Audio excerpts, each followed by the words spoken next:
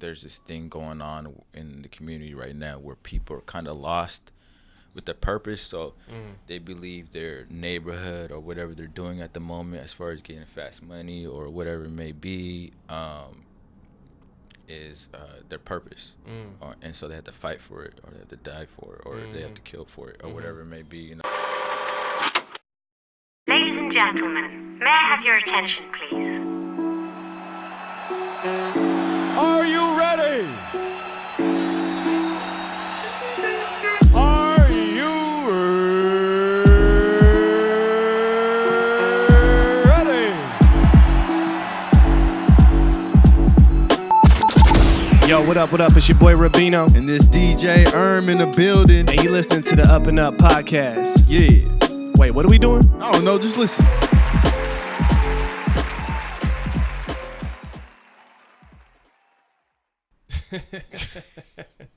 Yes. Welcome, ladies and gentlemen. What it do? You're tuned into the UpNUp Podcast. I'm your host, Rubino. And I'm DJ man. What's going on, boss? What's up with it? How you doing? Good. You good? Good, bro. You ready for the show? Yeah, dog, you know. Yeah, man. What is this, Tell me 2020? what it is. Yeah, 2020. This is the first episode of 2020. This is also episode 60.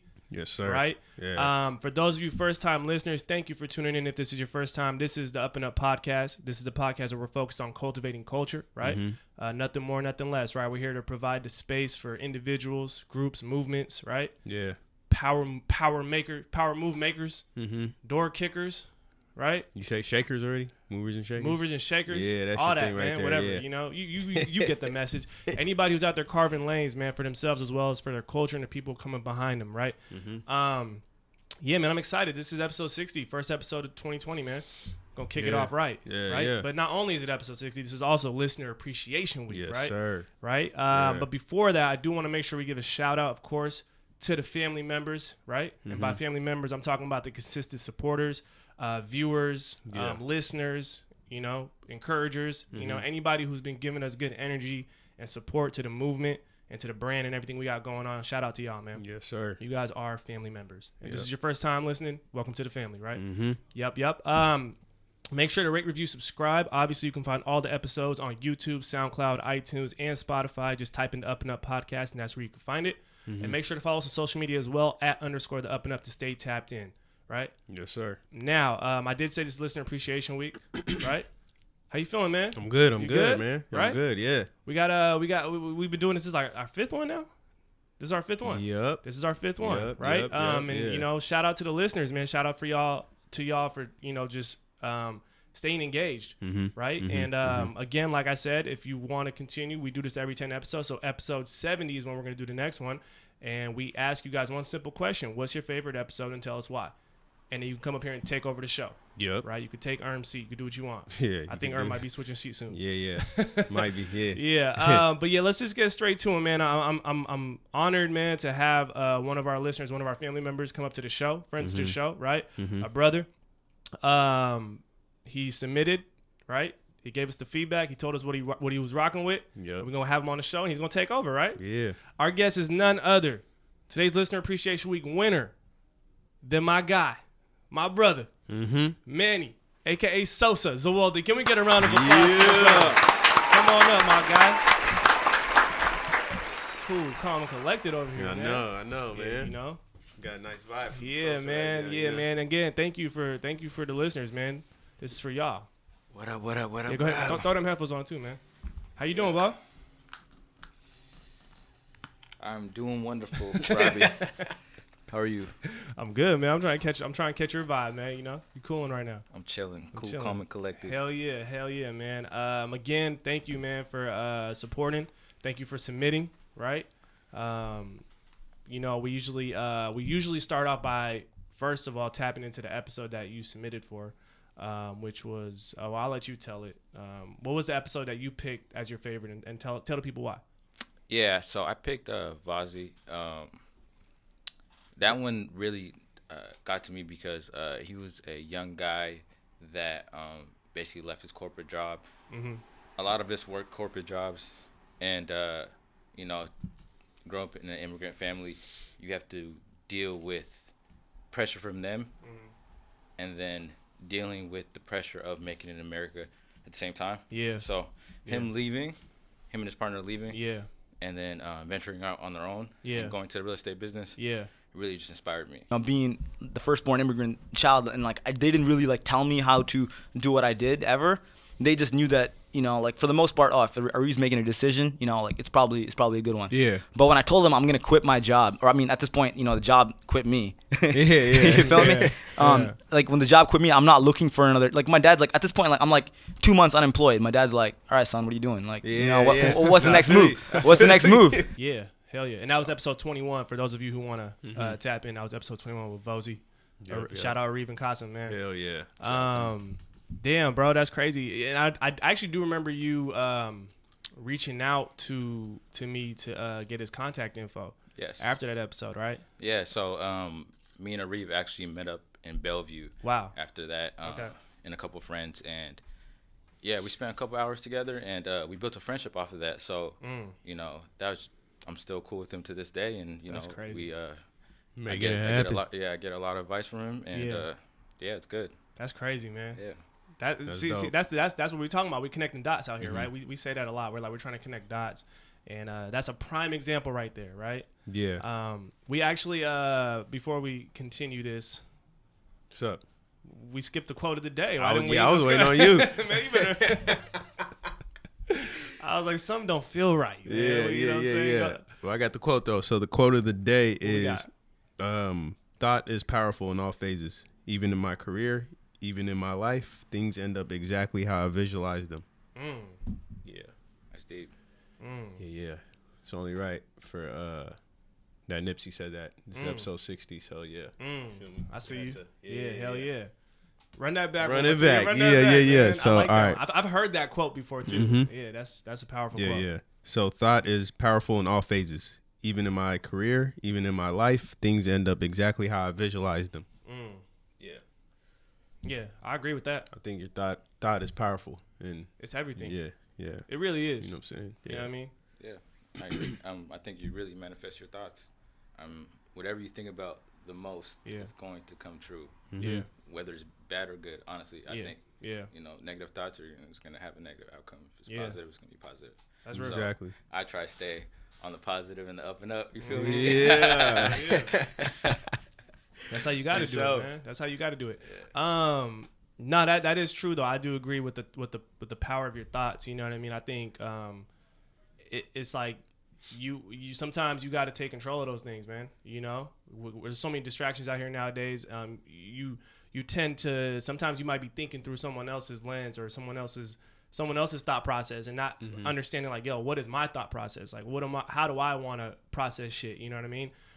So that is important. But now to give people, if this is people's first time tuning in for Listener Appreciation Week, we designed this so that we can have, you know, supporters and listeners come up here and drive conversations on topics that you feel is important, right? Because obviously, you know, we can't touch on everything, you know, and sometimes we don't really know exactly what it is y'all want to talk about. So, I mean, you know, what's on your mind, man? What you want to push? You know, there's a Let's lot open of Pandora's box right now. There's a lot on my mind all the time. But I would just say I want to focus on energy and on your goals and you know what we want to tackle, you know, in the future. You guys are my brothers. I talk to you guys damn near every day. Yeah. And a lot of it is on stuff we want to do in the future, you know. Yeah. So that, you know, anything that has to do with truth, honesty, culture. So I'm gonna let you guys take over. I'm actually glad you brought up I feel like there's words that are like buzzwords now. Energy is one of them.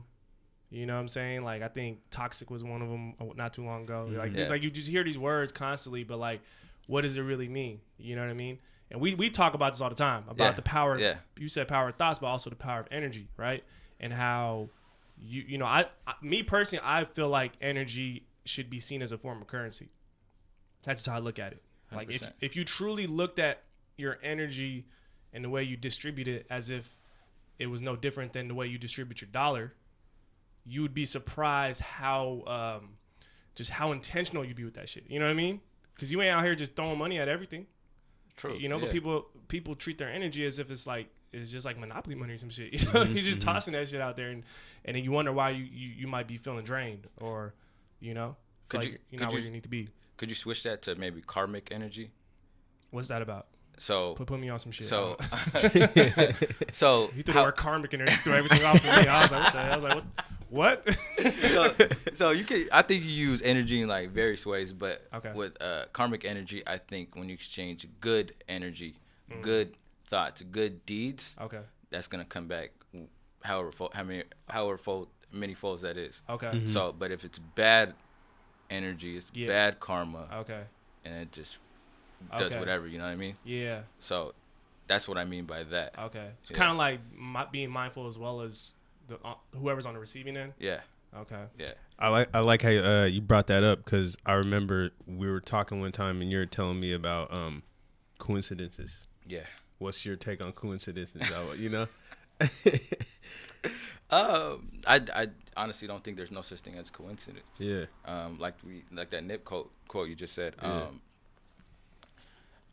I mean, I just think that whatever your thoughts are, you know, he did as well, of course, you know, whatever your thoughts are, they're going to come true. Mm-hmm. So, you know, we talked about, you know, a situation you had, and then I think I mentioned something as well. Yeah, but whether we believe it or not, we manifested that prior. Yeah. You know what I mean? Yeah. In a dream or in a vision we have, you know, I tend to stray off in the day and just think about stuff that never might not happen, and it happens later on, you know? Yeah. I don't know where that comes from. I have no idea. You know, it's come from somewhere, but I can't explain it. Yeah. But it's not a coincidence. Yeah. I feel that. Because, I feel like there's too many times where I look at something, or I look at a coincidence and I'm like, that's crazy. But I'm like, is it really crazy?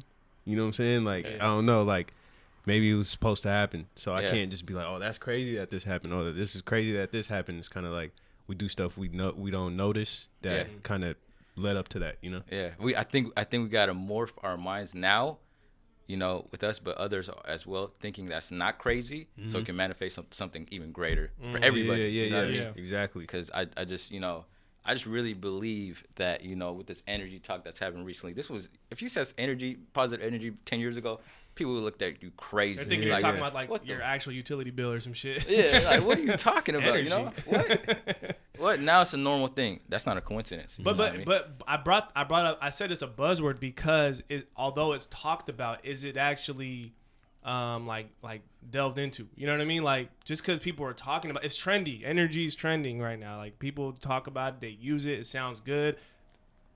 Rappers use it in songs. Like, you just hear it and it's like it normalizes the word.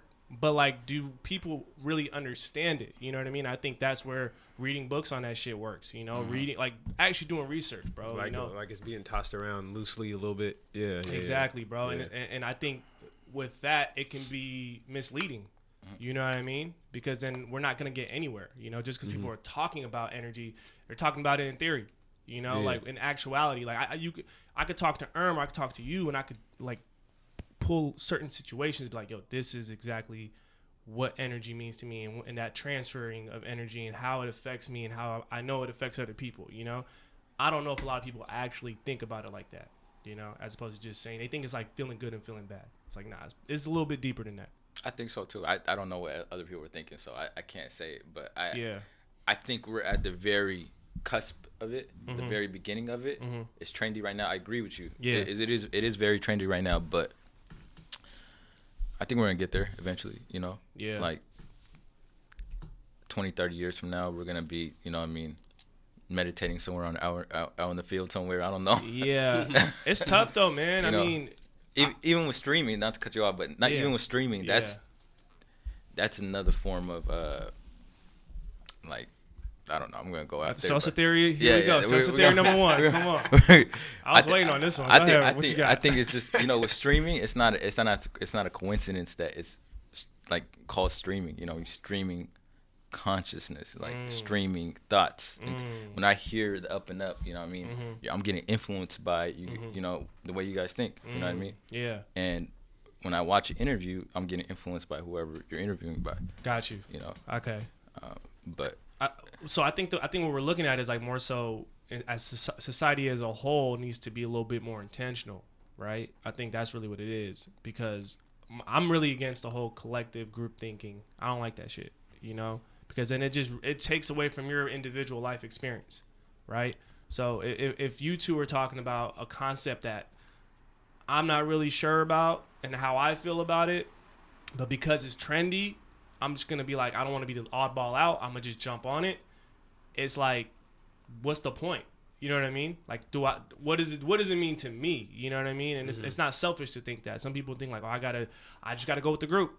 I gotta go with what the group is thinking. I gotta go with what the group is saying. You know, I don't want to ruffle feathers, but it's like, that's not selfish, bro. Like, you know, it's not selfish to say, you know what? I'm gonna pause real quick. Let me think about this for myself. How does this affect me? What does this mean to me? You know what I mean?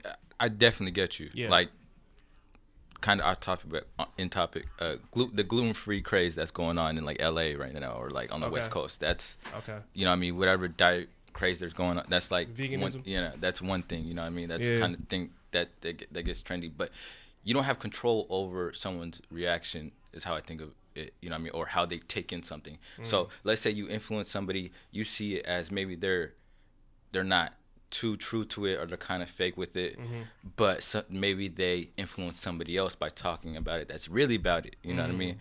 And that idea spreads to somebody that actually will do something with it, you know what I mean? Got you. That's how I think of it, because eventually they're gonna get like they're gonna get there, I think, you know what I mean? It has to happen. I got you. That's how I feel. Yeah, I agree. I feel you. We're definitely in a better place than we once were. I think things are moving forward. People are more open. I don't know what you can attribute that to. I mean, social media is one of them, I feel like. Right? Definitely, yeah. Twitter. Twitter.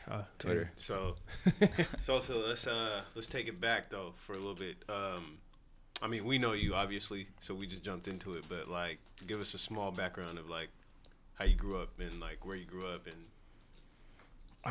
your life, like, you know.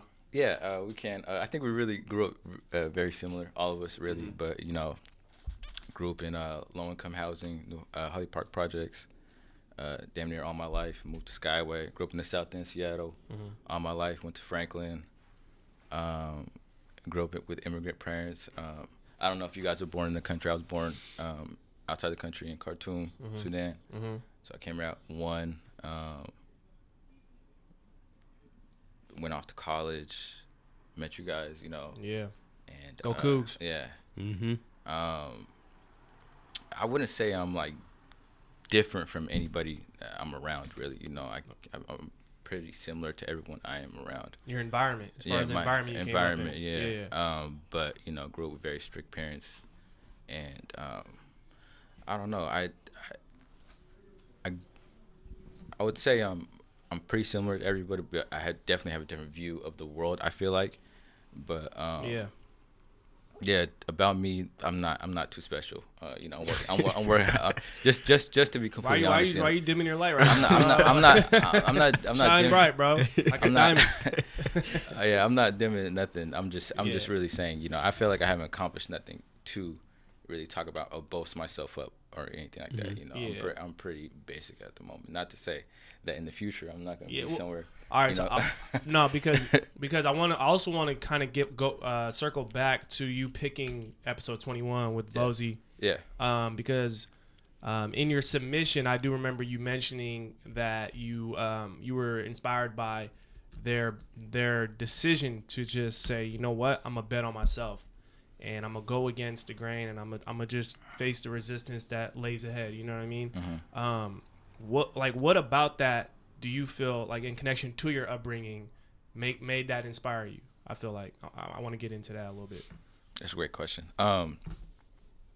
So in Habesha culture, I think there's a lot of doubt from our parents, doubt from the culture, you know what I mean, on doing something outside of the boundary, which is the doctor, engineer, lawyer, whatever that may be, you know. Those traditional routes. Yeah, so I really connected with him on that level, you know, because you have a lot of pressure on you. And it's not their fault because they grew up in a war-torn country and, you know, they think this is the way to be successful. And you have to break it down to them and let them know, you know.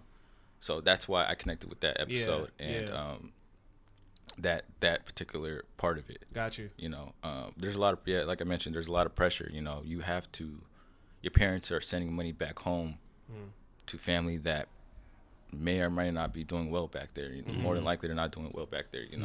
So they're looking at you like you're gonna have to take care of your family later down the road when they're not there. What are you doing right now? Are you doing anything? Anything tangible? I can't see it. You know what I mean? No, I feel that I don't know. I feel that, and I think it really just boils down to like for us, it's like you want to I could just speak like just for our generation, like it's like we want to do things, great things, right? But it's like we also want to do it on our own terms, right? I feel like that's kind of what the whole struggle is. It's like you said, before you even get to the point of going to college, you're like already kind of being pushed in a route. You know what I mean? In terms of what to pursue. When before you even get there, you're like, hold up, wait, what other options are there? But instead, they're, it's like they got this like, I don't even know how to explain it, bro. It's like training wheels already, like, it's like it's just set up on you, Yeah. No, I feel you. So I feel that. I think it's just important to really try to carve your own lane. You know what I mean? Yeah. But still not forget where you come from. Yes. Yeah, I think. I feel like you kind of just get caught up in just going through the motions. At a certain point, you're just like you're like, all right, I'm supposed to finish this, or I'm supposed to go this far, I'm supposed to finish college or whatever, pick a major or whatever, and then you're like, I feel like, well, for me, I never took the time to be like, is this really what I want to do? I was like, I just got to get it done. Like, that's the kind of mentality I had until it was done, and then you're like, all right, now what? What do I really want to do? Yeah, so. No, I feel you guys on that, I mean, I feel like we went through similar stuff. Yeah. Definitely. And it's never, like, what I always say is, like, especially just higher education, going to college, like, what I notice is there's value in it. I actually ran into a homie from college earlier this morning. We were just talking about that. We were talking about, like, he literally was telling me, he's like, man, I'm seeing a lot of people I went to school with who aren't doing anything close to what they were going to school for currently, and so he was kind of like, man, that shit was a waste of time. That's literally how he was describing it. And then I was like, some of it was, but then it's like there's also aspects to that you know what I mean, like made you who you are as well, so I think what I always say is once you get out, like I look at college as just like it's like putting gas in your tank. That's all it is. As simple as that. You ain't even left the gas station yet. You just put gas in the tank. But a lot of people, again, when you're being pushed since a young age, like just go to college, they make it seem like that's the destination. That's it. Yeah. That's where it's at. And then when you get out there, you're like, wait, what? There's more? You know what I mean? No, I definitely agree with that. I resonate with that a lot because I say all the time, I don't know if you guys heard me say this before, but I'm glad for college because it took me out of my environment that I was at because there was a lot of stuff, turmoil going on and just everywhere, family, neighborhood, all that. Yeah. But I grew personally a lot, so there's a lot of personal growth. Exactly. I didn't grow in the classroom. I mean, I learned some shit. You know what I mean? It was cool. Yeah. But like the personal growth. You know what I mean? Exactly. Struggling really on my own. Yeah. That's where I grew more. I learned discipline. That's what I think that's what it taught. I learned how to turn up. So I'm playing. Nah, we were turned up. Nah, I feel you guys though. Like that's where the discipline comes from, right? Yeah. Turn up, and then you be like, oh shit, I gotta turn down. That balance. But no, I feel you guys. The personal growth for sure. That's why I think we didn't stay like in the city. You know what I'm saying? Mm-hmm. Like where we grew up, it wasn't like anything that was familiar to us. We kind of just went out there. We're like, let's figure it out. Yeah. I think that's the dope part about it too. Yeah, real talk. Now, there were some other topics. I'm trying to remember what other topics you wanted to bring forth to the table. Oh, I think I mentioned the what's going on in the community right now in Seattle. Okay. In the Habesha community. Yeah. Let's get into that. It kind of goes off what we were talking about earlier. Kinda a little bit. I think there's this thing going on in the community right now where people are kind of lost with their purpose. So they believe their neighborhood or whatever they're doing at the moment as far as getting fast money or whatever it may be is their purpose. And so they have to fight for it or they have to die for it or they have to kill for it or whatever it may be, And I don't know. I just wanted you guys' opinions on what, if you've thought about, I don't know if there's any solution for this, but like, what can we do to push the youth towards a more aligned purpose towards something that's good? We view that's good. You know what I mean? I think for starters, we need to put light on the different options that you could do with your life. Yeah. You know, I feel like when you think about school, for example, right? I'm not saying school's bad, but it's like you don't really have like too many options. It's like you either got to figure out what you want to do within these options, or you're not going to do nothing, you know? And I feel like we need to make up for that other side to where it's like without the school, like what is there? You could teach yourself online marketing, you could teach yourself this, you could teach yourself that. Like there's a lot of things you could go into.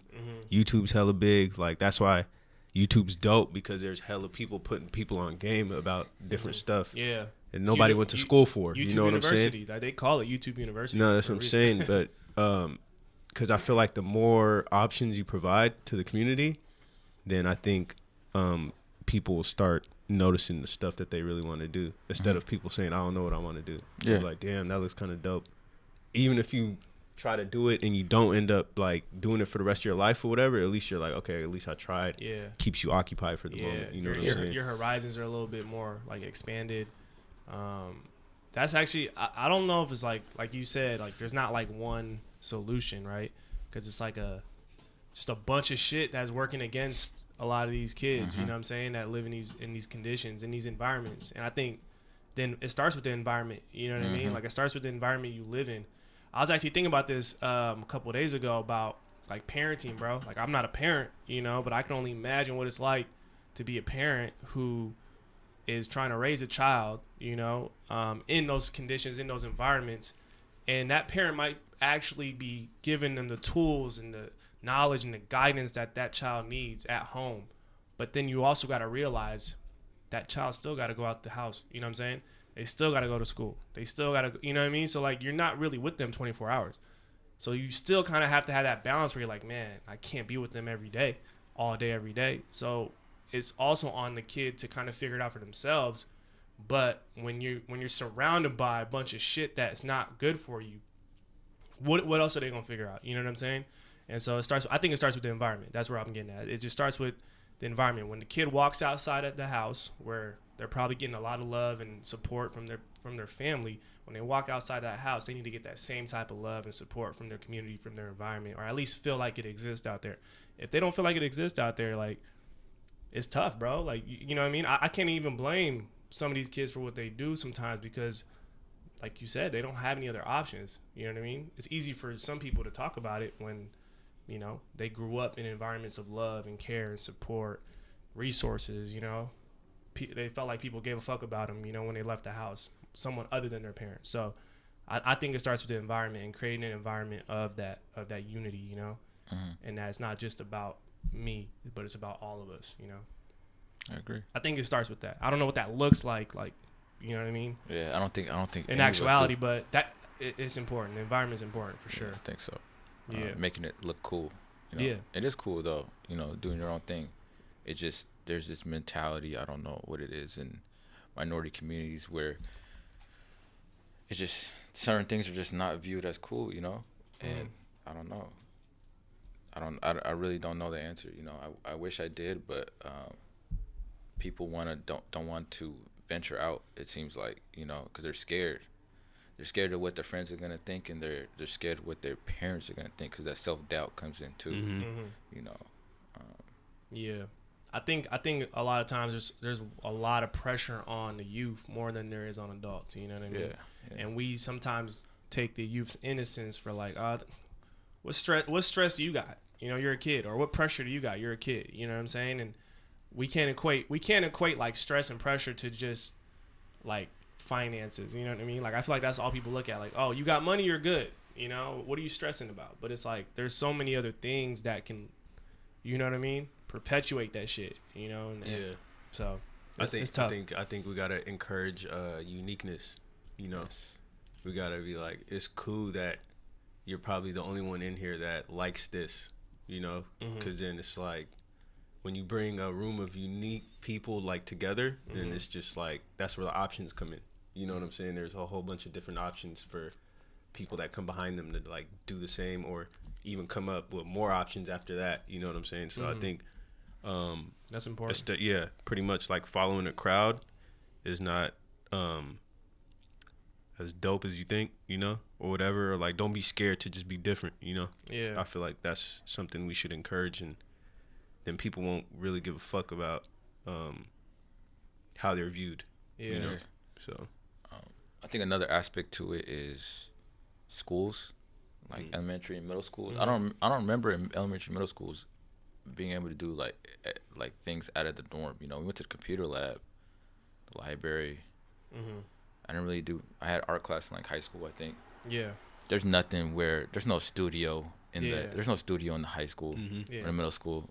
We can't play beats. Yeah. They don't view that as cool or you know what I mean, educational. It's predictable. Exactly. It's predictable. Yeah. And it's like where, you know what I mean, if schools had some type of creative studio, something where it was just like kids can do that is seen as part of our culture as well, you know what I mean? Yeah.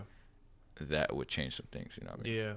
Yeah. I think it starts at the top though, you know, because when there's it, like when you're talking about providing, you know, resources or options within the school, then you're going to be like, all right, well, what are the teachers doing about that? Then the teachers are going to be like, well, shit, I'm not getting paid. Right? So then it's like, okay, well, who's in charge of paying the teachers? And you keep going up that ladder and you realize like it really starts at the top, right? Those decision makers, right? And it trickles down. And eventually it'll trickle down to the student body and then every student body that comes after that student body, you know what I mean? So I feel like I just feel like it's no different than the way the structures are set up. Like it's like it starts at the top, you know, and it trickles down. You know what I mean? It's tough to be like, hey man, you like when you ever see like they got student bodies and they're like, yo, what do you guys want to change about this school? And like they'll come up with like great ideas and things they want to do.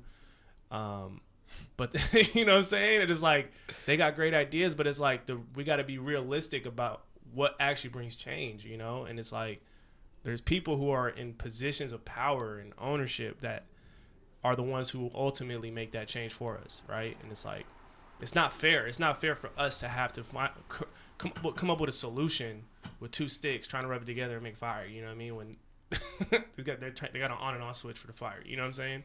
So I don't know. I think it's deeply rooted, bro. But again, I think there's things we can do. You know, as an individual, like you know, like you said, put out good energy, right? Us as you know, being the older cats, it's like you know when you see a young kid, like talk to them. You know what I mean?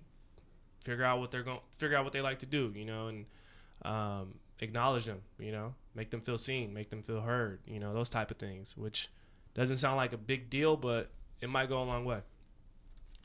You know what I mean? Feel you. Yeah, I think that'll be it. But yeah, man, overall just healing. You know, I think overall just healing. I think we're at that age. Yeah. For society in general, like people are healing, you know what I mean, trauma. People are just starting to realize like it's just psychological at the end of the day. We get the mental right, everything else is gonna get right. I think, you know, eventually down the road. It's gonna take some years, you know what I mean?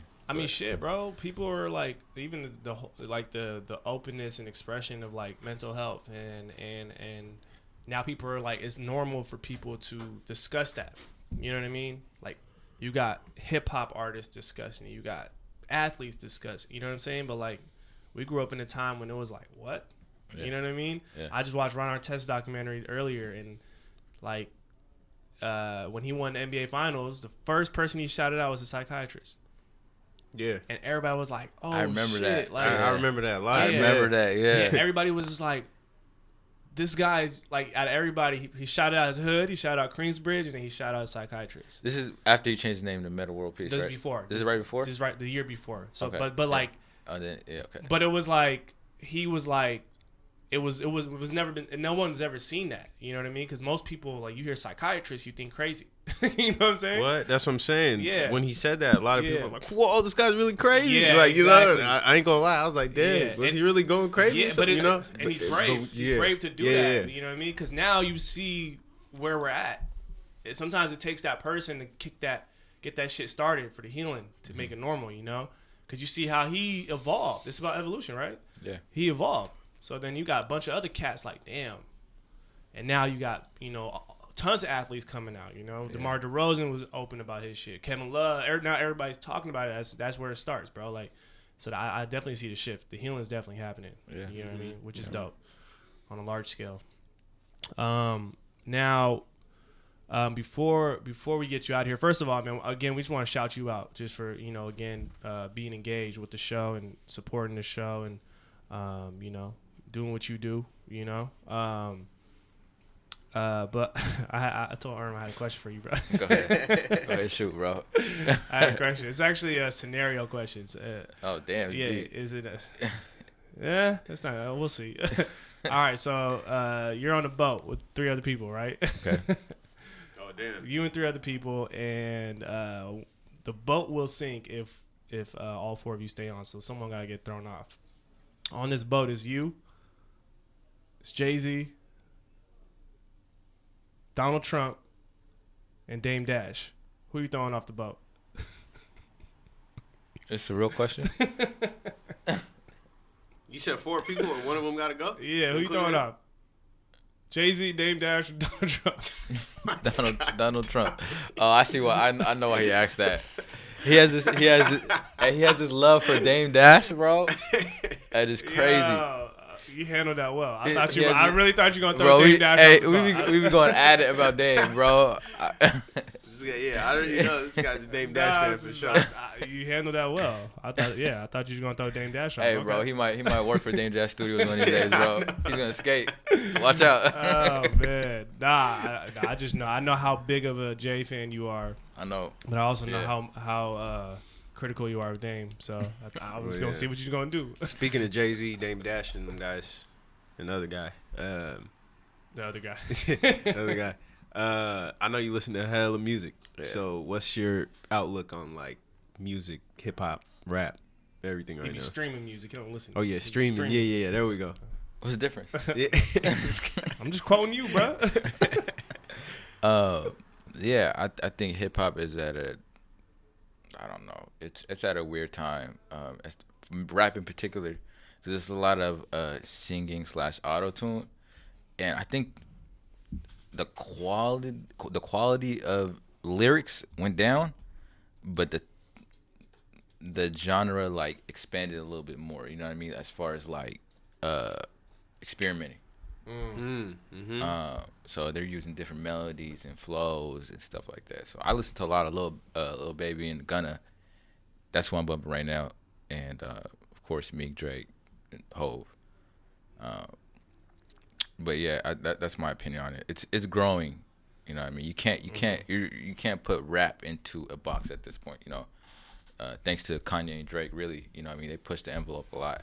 I got a question, hip hop question for you. Yeah, me too. I got one after you. I was actually arguing with the homie about this, but I feel like if you were to rank the regions, I think New York's actually last right now. I think you got the South, you got the West Coast, and I think New York is playing catch up. What do you think? Yeah, I would agree with that. Yeah? I agree with that. But so The reason I say that is just because the argument was that I was saying like the OGs back in the day when New York was running shit, one, they weren't unified, right? So like you had all these different groups and sets and like boroughs being repped, but like they never really like said, yo, it's New York, you know what I'm saying? And if they did, it was to diss someone like like Bad Joe and them, right? Whereas other like the West Coast, you know, it was real tight knit. The South was real tight knit. Everybody was vibing with each other. Everybody was cool with each other, which breeded the next generation to do the same, you know? And then when you think of New York, I said, okay, well, in the last 10 years, if you're going off the decade, they've been riding Hove and like all these OGs that we all grew up on. I'm like, who's the next generation's like New York's representative? You know what I'm saying? That can really be at the top of the game, and I haven't seen that. Not to say that there isn't dope artists out in New York. That's not the point I'm making. The point I'm making is, as a region, I felt like they were at one point, they had it, and then they fell back because of the lack of unifying, and setting that example for the next generation. So now everybody's just kind of doing their own thing, but it's like it's not a unit, you know. What do you think about that? They definitely fell off, and there's no real star out of there at this moment. You know, we got Fab and stuff, and like, but no, like, I put him in the older generation. Yeah, I agree. I think right now with New York, since that's where rap started, people are a little bit more harsh on whoever's gonna come up, you know. So you got to be like bulletproof, damn near, you know, 50 Cent type motherfucker coming out hard, you know, tough. And right now they don't got that, so I don't think the cities would support anyone. So maybe they just didn't think that all these other coasts would like get it together, you know? Because you remember, like, New York was like arrogant at a point where they're like, the hell they going? What are they doing in the South? You know what's crazy though? You know I feel like, bro, New York is like its own world too. Yeah, you know what I'm saying? Like, if we were like, we're from the West Coast at the same time, right? Yeah. Like, if we went to New York, like, people will bring up probably like an artist that we have no clue. Yeah, you know what I'm saying? But he's popping out there. Yeah, you know what I'm saying? That like, I've seen that happen before. Or us like on the West Coast think like this artist from the West Coast is like hella big or whatever, and then we go to New York, we mention his name, and everybody's like, who is that? You know? I've talked to people didn't know Mac Dre or Nip. Yeah, a lot of people didn't. Yeah, exactly. You know what I'm saying? I'm not saying that they're not big or nothing, but I'm saying like New York sometimes gets caught up in New York. You know what I'm saying? Yeah, they're not bubble. It does, like, they're just like, what? It's almost like you got to be like some exclusive shit to get in there and like for them to know you. You know what I'm saying? I don't know. And like, that's true. I think that's there's probably the same thing in the South, right? There's artists in the South that like we probably don't know about, that like if you live in Atlanta, you know this is the next guy up, you know. But I'm speaking more so just from a representation standpoint of your region. Like, every region got that, you know what I mean? Like, every generation they'll have, and whoever's representing their region, they'll at least have someone who's at the top tier, right? Like, the West got Kendrick, you know what I mean? Like, he's at the top tier, you know what I mean? Like, the South got damn near everybody else, you know what I'm saying? So I don't know.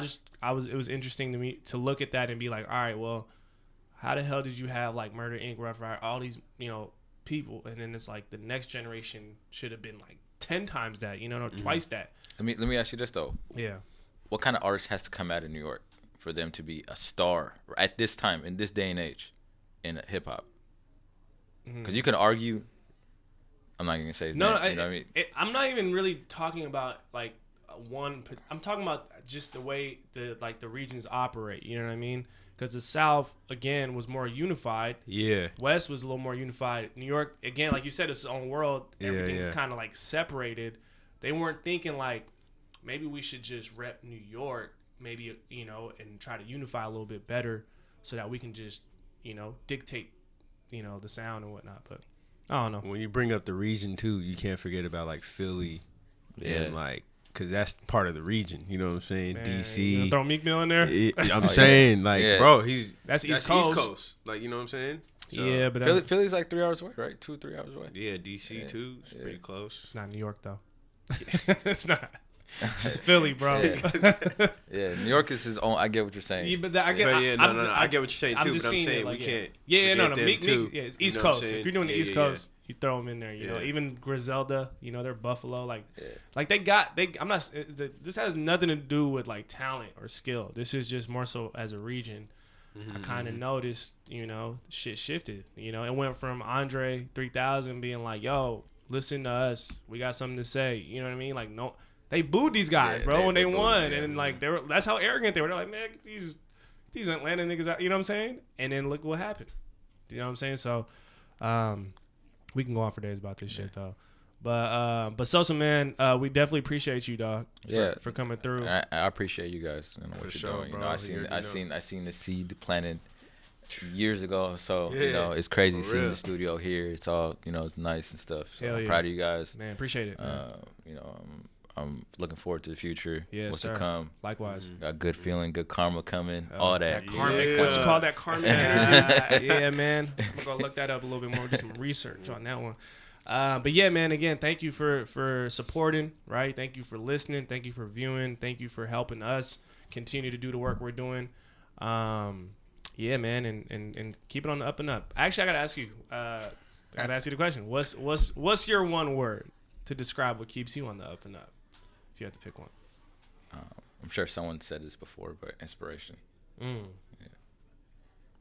You want to elaborate? I mean, is it self-explanatory? I think it is. I feel like it is. Yeah. Mic drop. Just being inspired, by any and everything positive. It's gonna lead you the right way. That's real. Right route. That's real. I rock with that. Yeah. Inspiration. I'm inspired. I'm inspired. For real. Yes, sir. Dead ass. Well, Sosa, man, again, thank you. We appreciate you. Shout out Nahum, man. Yeah, Nahum, man. Shout out. He's working hard. Shout out Nahum, man. He's working real hard, Shout bro. out the whole team, man. You know what I'm saying? Those who were here, those who weren't able to make it to today's show. Hey, you guys, I fuck with every single person here. Nahum's the realest, man. But yeah, man, Sosa, thank you again, man. This is Listener Appreciation Week.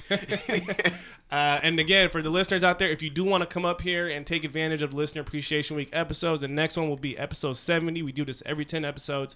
When we put out the call to action, right now, go follow us at _the up and up to stay connected and stay in the loop. We'll ask you a simple question. Let us know what your favorite episode was and tell us why.